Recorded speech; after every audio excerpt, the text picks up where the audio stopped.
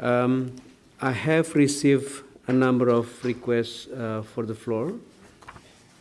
In fact, there are 5 from United Nations Organization for Human Rights, 2 from Badil Resource Center for Palestinian Residents and Refugee Rights, 3 from Fatah Movement, Belgium and Luxembourg, 4 Kuras Pairi Den Projects for Universal Citizens, and 5th, Mr. Sawan Jabani. I would like to give the floor first to the United National Organization for Human Rights. I would like to appeal to you as concise as possible because we have to have a closing session. No more than 4 minutes, please.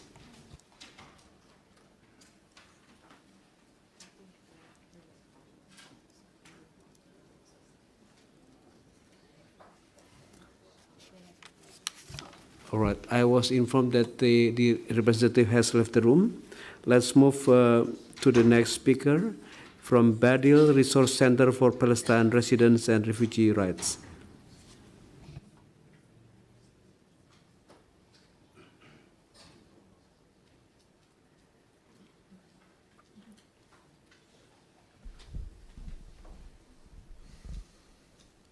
Thank you, Mr. Deshter. I will start first my question with this panel, then I have 2 questions from the panel of the morning. They promise us that we still have time to raise our questions. My questions to the nice lady from Peace Now.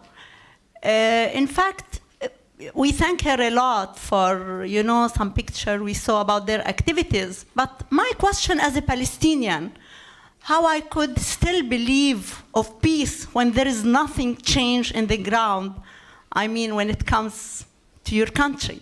How it comes that after the 3rd war attacking civilians in Gaza and still Netanyahu elected, especially after the war of Gaza. If you want to give us hope, you should start to change something in your place, with your government. It's a shame. I have a lot of friends from Israel who joined the Human Rights Council in Geneva, and some of them, they said, it's a shame for us to be Israelis. So my question to you, since nothing is changed, with your government, I think the situation will become more and more worse, not just for the Palestinians, and also for your people. Thank you. And I have 2 questions from the panel of the morning, if you give me the permission to raise them now directly. I would suggest perhaps after the closing, because we are running out of time. They are not in the podium here, right? But they promised us that we can raise our question, and one of them to Professor... Okay, fine, go ahead. Okay. Ma question, en fait... My question has to do with Switzerland. We've received very bad information that the Swiss state has signed a contract to purchase drones that cost 250 million Swiss francs or euros from the LB company. How can... is this legal? Can we prosecute a state? Is it legal? Despite the fact that, there are other drones. One doesn't need to purchase drones from Israel to protect one's country, in this case, Switzerland. And Switzerland is the depository state for the 4th Geneva Convention. So many people have been talking about the 4th Geneva Convention today and yesterday. The 3rd point I'd like to raise, which is concerning the Palestinian refugees from Iraq. Nobody speaks about them. They are completely forgotten. They are not under the mandate of UNRWA, and nobody speaks about them. They are persecuted even in Iraq. They are in prisons. They are tortured. And some of them, they reach Malaysia, India, Indonesia, Qatar, and different countries. And the problem, nobody speaks about them. They have no rights. And this is, I think, the committee, because it presents all the Palestinians, they should take care about this matter, because this is really very important. And if you know that 1/3 of all refugees in the world are Palestinian, which is mean when there is 3 refugees, 1 of them are Palestinian, and it's the longest and the largest in the history. Thank you very much. Thank you, Ms. Rania Ahmadi, and I would later on ask a volunteer from the morning session to respond to the question from Ms. Rania Ahmadi, especially the question 2 and 3. I now would like to invite Fatah Movement Belgium and Luxembourg, the representative of this organization. Yes. مساء الخير. لقد تحدث الكثير عن Good afternoon. A lot has been said about settlements. I am going to restrict my comments to 2. The Fatah movement in Belgium and Luxembourg has proposed the following, that settlers should be put on a list of international terrorists. I hope this sort of campaign will be supported by this meeting and that a recommendation will emerge from this conference to that effect. The child and the family that was torched, burnt alive, those who have perpetrated these crimes should be on the Interpol list. You cannot have families burnt alive and that seeing that the perpetrators of these crimes go unpunished. At the same time, other parents are being sanctioned with 20-year sentences. We would urge European states to really mobilize their public opinion and also shoulder their responsibilities, particularly when it comes to Europeans in the Israeli army ranks. The Israeli army members are killing our children. I would also like to say that it's vital that you support this campaign and that you will do everything you can to ensure that settlers are on lists of international terrorists. Thank you. Thank you, Mr. Khalil Abouadeh, for his question. Now I would like to invite distinguished representative of Kuras Pairidan Project for Universal Citizens. Mesdames et messieurs, bonjour. Ladies and gentlemen, good afternoon. I also have questions for the panel this morning. I'd like to start with those questions first and then move on in my questions. Given the fact that the State of Israel fails to respect justice and flouts international law, could there not be a real action to take this before the Court of Justice? I mean, this is something that's been proposed this morning. I think there also needs to be international military support to stabilize the situation. Would that be more effective than sentences that are not respected as regards the settlers themselves? If we don't have any action which upholds justice and truth, Israel is not only an obstacle but a threat to global peace and a barrier to justice. My specific question for the panel would be, would you accept the terms of justice, which first of all calls for the demolition of the separation war, the withdrawal of settlers with a view to upholding peace and justice? Thank you for your question, madam. I'd now like to give the floor to Mr. Jabari. Thank you, Chairman, and thank you for the speakers. In Palestine, if you want to know more about politics, it's good, to listen and to follow the jokes.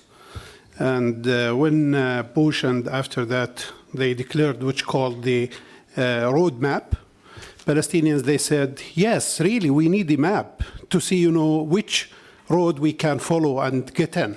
That's the case. This is how they understood, the roadmap for them, because the Israelis, they closed and all the roads before them, and they need a map to follow, which road is open.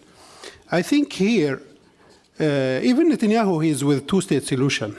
The question is about the content of the state. That's the case. And here I hear, from both speakers, Daniel and Anna, about viable state.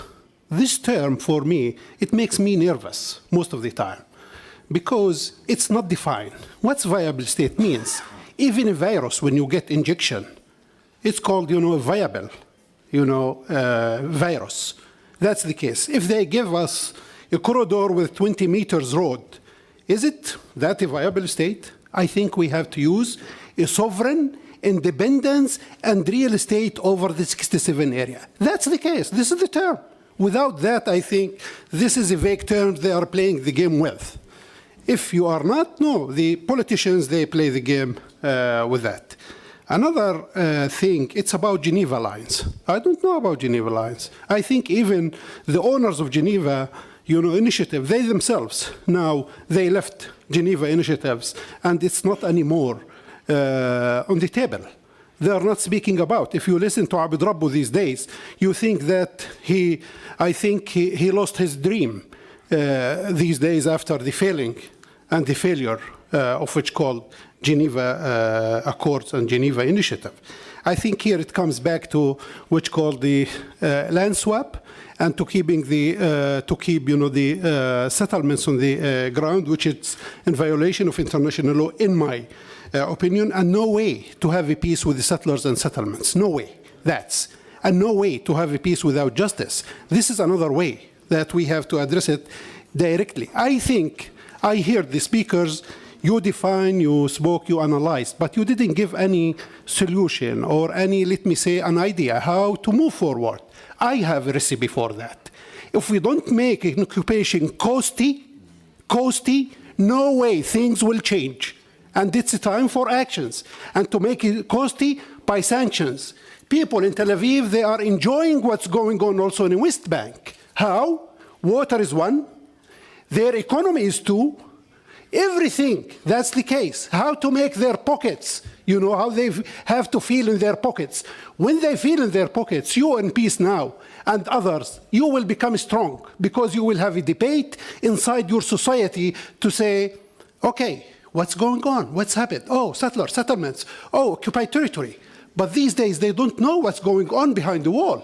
They don't know what's going on, in occupied territory. That's, I think, the case. And the economic things is one of the main things. And it's a peaceful. It's a peaceful tool. If we don't use a peaceful tool and international law, it means that we are encouraging people to use another tool completely.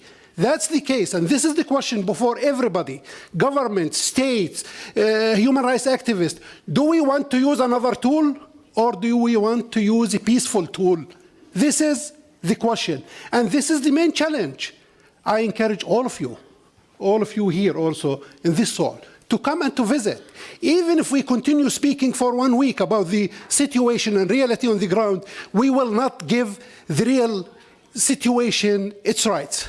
I'm encouraging you to come to visit. We are ready to take care of your tour to show you the situation on the ground. It's more difficult than what we said during the 2 days. It's more than. If I want to go to speak about Hebron, it's more than that. If I want to go to speak about Palestinian inside Israel, in Negev desert, it's more than. Everything is more, it's worse. I think things will not continue forever. I don't want to speak in politics, but I can say, who can give a guarantee to Israel that they will keep a superpower forever? No one can give them a guarantee. Who can give them a guarantee that the Americans will keep and will stay as a superpower, for a long time? That's the case. We have to think about that. I lose my hope now, but I have a strong hope and a strong faith that things and the future is for justice and for human rights. I have no doubt of that. But the question is why we have to pay this high price until we reach that moment. This is the painful that I have in my heart. And here I am using, and we are calling for a peaceful measures, international law, these principles. It's not Palestinian invention. That's the case, and this is, the call for all the states. I'm so sorry to say that Europeans, they are good payers, but not good players. And it's a time for actions and for play. Thank you.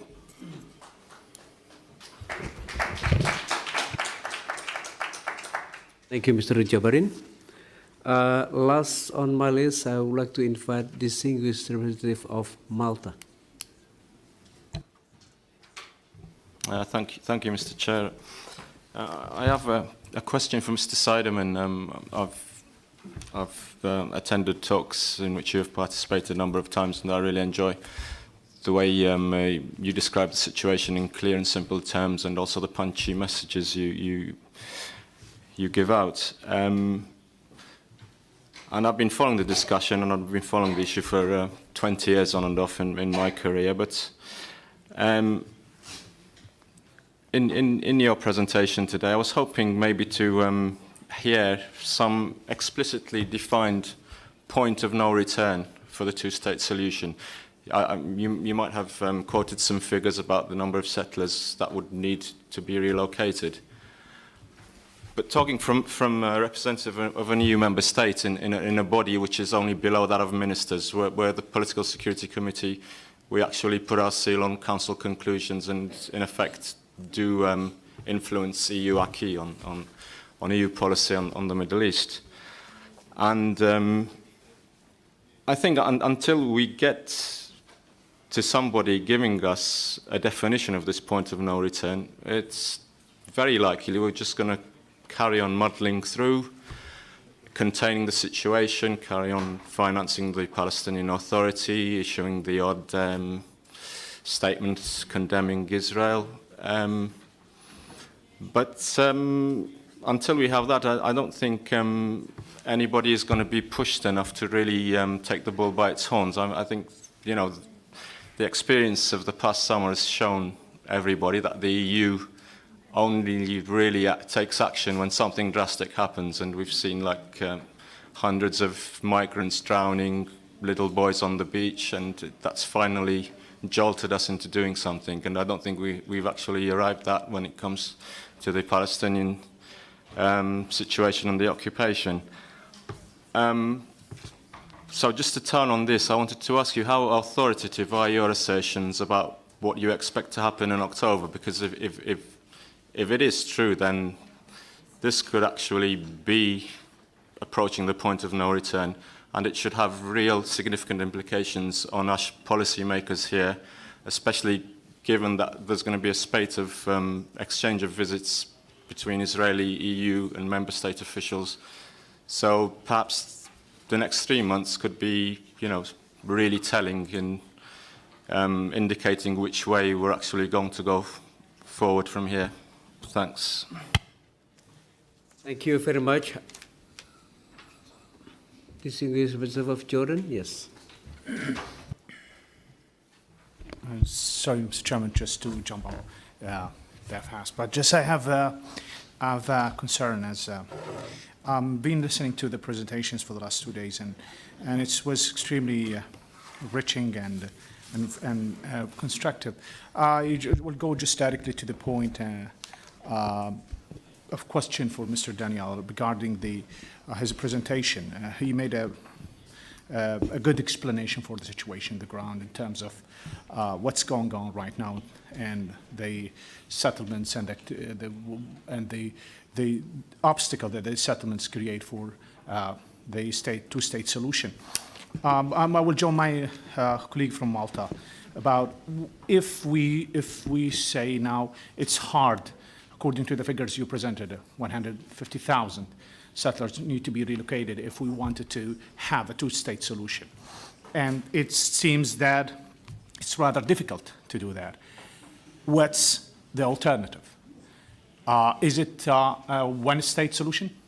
Is it actually the question that should jump to the minds of people here and everywhere?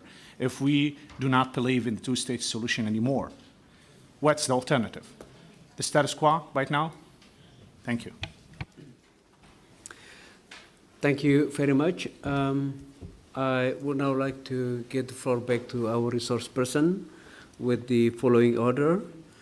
First, Mr. Hughes Lovat, Mr. Daniel Sidman, Ms. Anat Bednoun, and also Mr. Martin Konechny.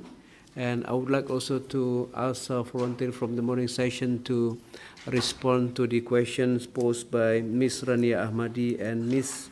Narong Je. The floor is yours. Thanks. So let me recap very quickly some of the, I think, the main points. First off, differentiation, to go back to that. Obviously, I was talking very much within the context of what the European Union can do, but I think it's worth pointing out that other regional groupings, other intergovernmental organizations have the same requirements when it comes to respecting international law and non-recognition of Israeli authority or sovereignty in the West Bank. For example, Mercosur has the same free trade agreement with Israel, but has not yet had the same conversation internally that the EU has had in terms of ensuring that settlement products do not benefit from preferential tariffs. That's just one example, but there are many more. I'd also point out that Israel is a member of UEFA and FIFA, and that currently settlement teams are allowed to play in the Israeli league. Now, this is problematic because it's under the auspices of UEFA. So basically what that means is UEFA recognizes Israeli sovereignty over the West Bank or over the settlements. This is an issue. So again, this is where differentiation can come into play, because you tell the Israelis, you know, no problem, you can be in UEFA, but you can't have your settlement teams as part of that. And actually, this conversation has happened with the Russians, with Crimean teams perhaps playing in the Russian league. It was going to happen. FIFA put its foot down, and it hasn't happened. So these are just another example, but you know, differentiation, the more you look, the more you can find instances to apply it at. But whether we're talking about differentiation or something else, the bottom line is it's about ending Israeli impunity of action in the West Bank, in East Jerusalem, and in Gaza. And differentiation is one means to start gnawing away at this. As Martin said, obviously, differentiation, the main motivating factor is respecting international law, but it does have knock-on consequences. But likewise, we have the ICC, some people talk about the ICJ, there is the matter of Area C demolitions, forced relocation of Bedouins, what's happening in East Jerusalem. For all of these files, I think it's incumbent on the EU to actually step up and actually start doing something, and we can probably all agree on that. So I'm sorry I can't finish with a more optimistic note.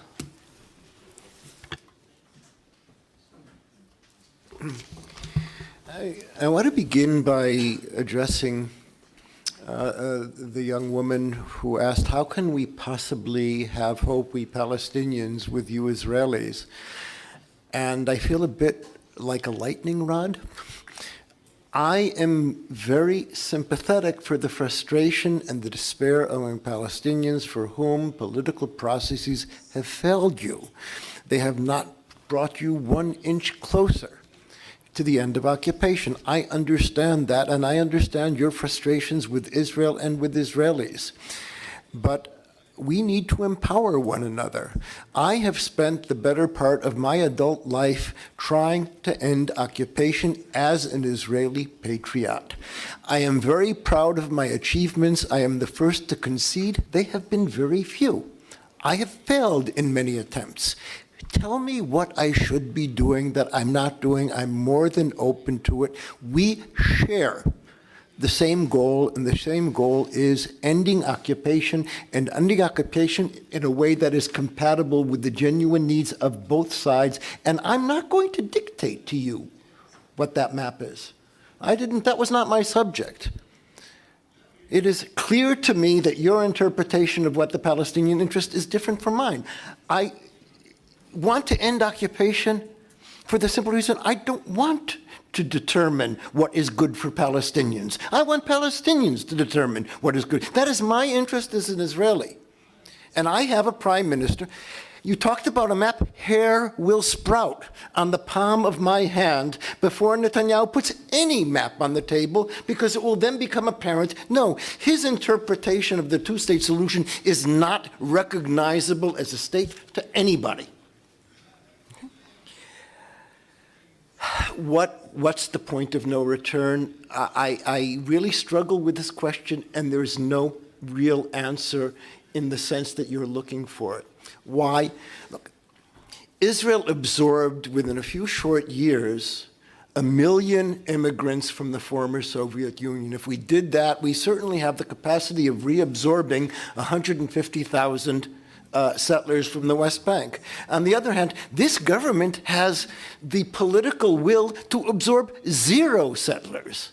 The question is, the objective answer that can be given is how many settlers need to be relocated, more or less. When you ask, is there a political will, that becomes very much a subjective question. There are times when there will be a great amount of political will, and times will be none. I can identify 3 things that will generate the political will on the Israeli side in the following order. At the moment, Israeli society is in a state of clinical denial. My friends in Tel Aviv live a deluxe occupation. They do not see it. In their eyes, I'm an occupier. I've never been to the West Bank. What do you mean I'm an occupier? If you don't see it, it doesn't exist.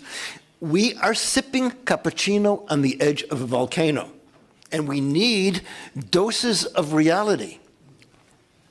What are the elements that can give us doses of reality in the following order? Robust international engagement. We need to hear from our friends, not our enemies. We will not countenance the perpetuation of occupation. It is contrary to our values and our interests as your allies and Europe allies don't treat one another that way. This is not only about you. And if you do that, there will be consequences in the bilateral relations between our countries. And we are going to generate a political process that doesn't kick the can down the road. There is no more can, there is no more road, and I can't say that any more dramatically than what I'm saying. We need to address the core issues as radioactive as that must be.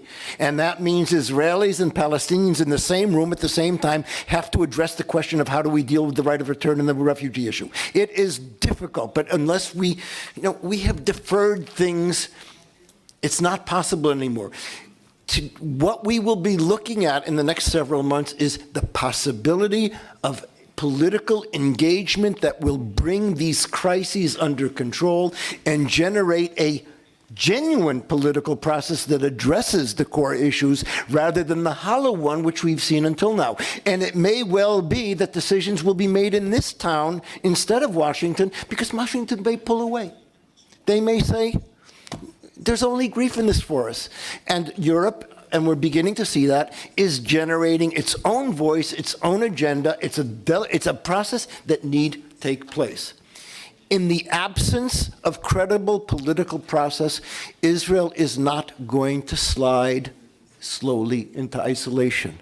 We are going to collapse into isolation because our government, this government, is engaged in policies that cannot be justified even to our closest allies. We are losing our closest friends because we are doing things that can't be countenanced. And that is enormously important to re-energize the forces of moderation in Israel. We need doses of reality. We will look like South Africa on a bad day within a matter of a few short years should we pursue policies of perpetual occupation. And friends of Israel who turn a blind eye to that are engaged in what I determine to be tantamount to an assisted suicide. And finally, this is not something that I am advocating. This is not something that I am welcoming. There will be blood. We are in a bubble at the moment, a bubble with zero political process, relative calm. It looks like a pastoral Swiss pasture. Physicists tell us we can't predict when a bubble bursts, but bubbles by their nature burst. And there will be re-engagement because the prospect of a perpetually festering Israel-Palestine conflict, it will be devastating to the regional and world order. And there has to be a kind of re-engagement. And that comes to the question, what happens if we lose the two-state solution? The answer is, we won't lose it forever, we'll lose it for a generation. And during that generation, another generation of Palestinian children will grow up in refugee camps. Hundreds, perhaps thousands of people will lose their lives needlessly. The apparent unsustainability of a perpetual occupation will become evident to everybody. And 10, 20, 25 years from now, we will go back to the discussion that we could have today to negotiate when the gods have been given the amount of blood that they require, Israeli blood, Palestinian blood. It is an ugly image. But there is no alternative to the two-state solution.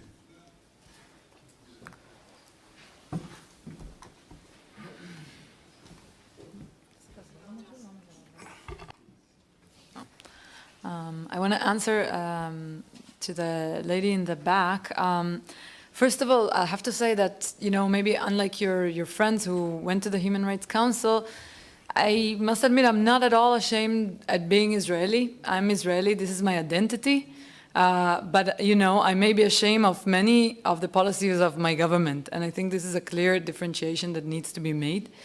I think, you know, we, Peace Now, as an NGO, you know, we are an NGO. We're not in government. We're not in power.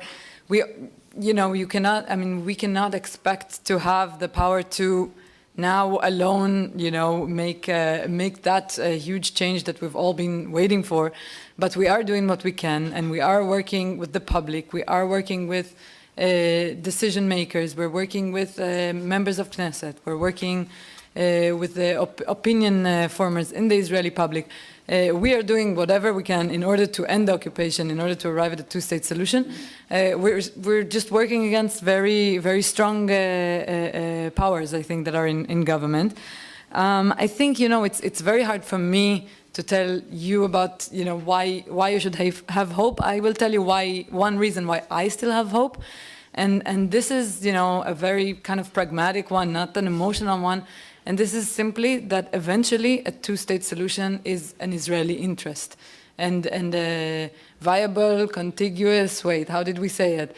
I mean, I agree 100% with your definition. I mean, I don't think we have a difference in how we see the Palestinian state. I think this is also an Israeli interest. And on the Israeli side, if Israel wants to remain Jewish and democratic, it will have to eventually go for two states. So this is one pragmatic reason for hope. And one last point, you know, I think we always also need to remember that the Israeli public isn't a major player in this whole game, in this whole thing. It's not at all a game. But I think, you know, while we are seeing a serious shift to the right that is very concerning, we need to keep that in mind also while, you know, deciding on different policies. And you know, I'm all for the idea of the differentiation, but I think, you know, all of that should be done in a manner that the Israeli public can absorb. I think, for example, the guidelines were very good way of doing it. I think, you know, it really impacted the Israeli public exactly in the way that it was intended.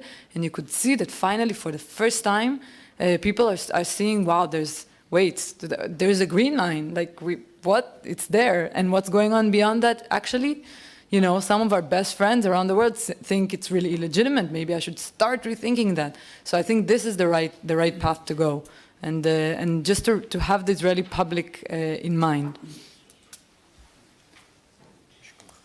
Just yes, just briefly, to address the point about point of no return. You said that if there is no point of return, we will continue muddling through.